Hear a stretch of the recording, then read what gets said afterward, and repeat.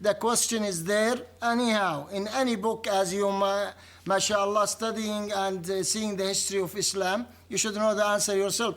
But the answer is not required here. We are not here debating a fiqh issue, a sharia issue. Is it sunnah, or it is compulsory, or it is not compulsory? That matter should be decided somewhere else, not here. We are not the people. No, excuse me. You guys misunderstood her question. She never asked. I just asked whether you think women should wear it, Sheikh Omran. That's all I'm asking you. Should women wear it? You didn't say that. You said no, I it did is say that. I did say that. You said essential of Islam. I was just trying to get a clear answer from you about whether you think that women should wear the burqa. Yeah, well, that's up to them. I told you that. I answered that question. Okay, can I go? I'm going to go back to Doha. Tariq Ramadan, I want to ask you about this. Look at your face.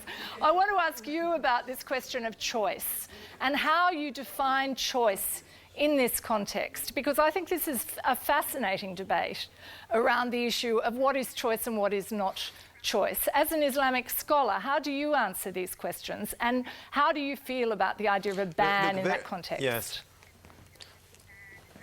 Very, very quickly, just to be clear on that from the classical tradition, and this is the mainstream Islamic tradition with different interpretations, it is known that the Prophet's wives were wearing the niqab, and there are disagreements among scholars about is it an obligation for all the women or only for the Prophet's wife. So we have many interpretations and many positions. The great majority of the scholars today are saying it's not an Islamic prescription, and a minority of scholars are saying it is. The question here should be from within, to have an internal debates among Muslims about this position, and especially in the West. Now, if we speak about free choice, it should be clear.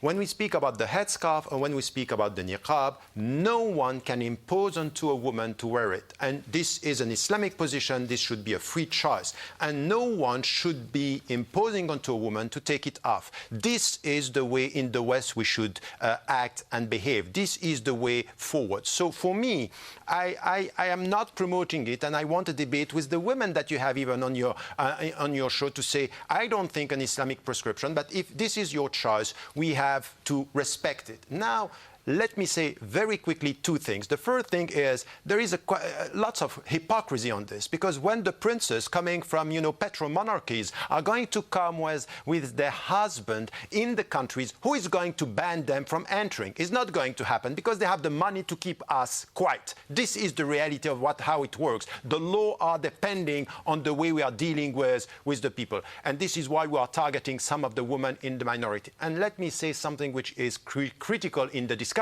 that you have tonight in Australia.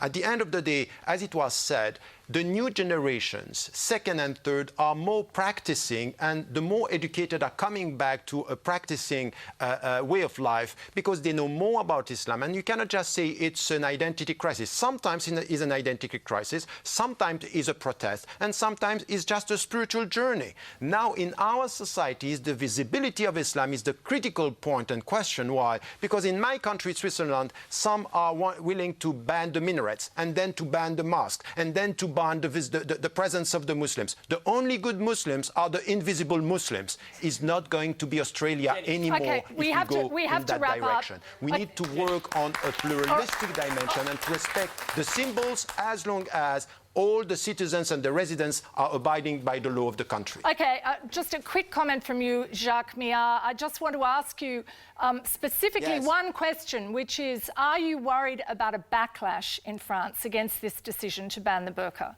No, not at all.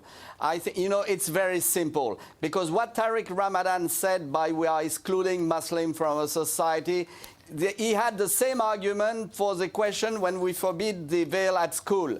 And people say it will be awful, these poor girls will not come to school. Nothing of that happened, everything went smoothly, and all French citizens, Muslim or not, abide the law. So I think it's very simple.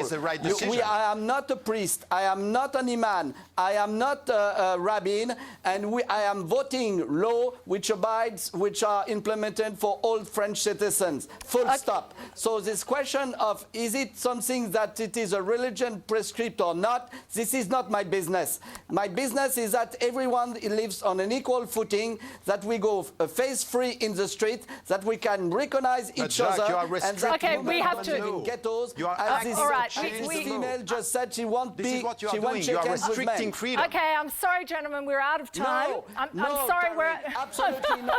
No, yes, we are. We are out of time, Jacques. I'm very sorry. I want to thank you very much for joining us from Paris tonight. We're going to keep this going online. And Tariq Ramadan, thank you very much for joining us from Doha as well. It's been excellent to have you both here. It's been a really interesting discussion. And thank you all too. Very lively night.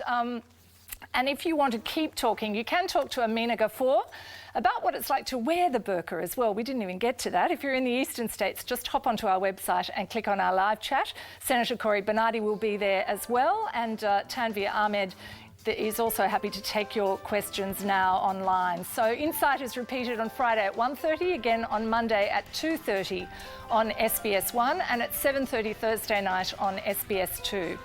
Next week, Afghanistan, the debate we need to have about a complex war that's claiming Australian lives. That's next week. Till then, good night.